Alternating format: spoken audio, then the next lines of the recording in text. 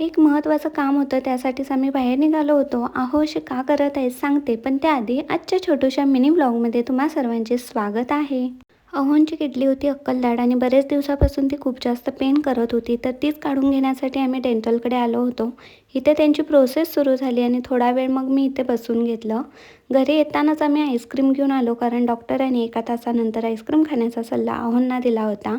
आणि यामध्ये चान्स मारत मी माझ्यासाठी देखील आईस्क्रीम घेतला. घरी येताच अहो दात काढल्यानंतर काळजी कशी घ्यावी याची माहिती वाचत बसले होते.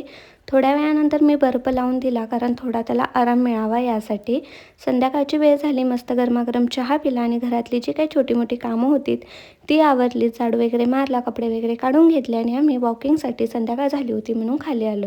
सनसेट पण खूप छान झाला होता आणि वारंही थंडगार खूप छान सुटलं होतं, म्हणून आम्ही तिथेच 10-15 मिनटं वाऱ्याला बसलोत आणि घरी आलोत. आज अहोंना दाढ काढली होती, त्यामुळे मऊ असं काहीतरी खाण्यासाठी सांगितलं होतं, म्हणून मी दाल खिचडी बनवलेली होती. आम्ही पोटभर असं जेवण करून घेतलं.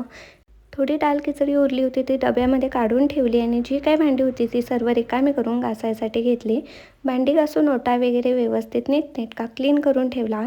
हे रात्रीचं माझं रोजचं रुटीन आहे. तर घरातली सगळी क्लिनिंग केली आणि आम्ही नेहमीप्रमाणे जेवणानंतर शतपावली करण्यासाठी खाली गार्डनला आलो.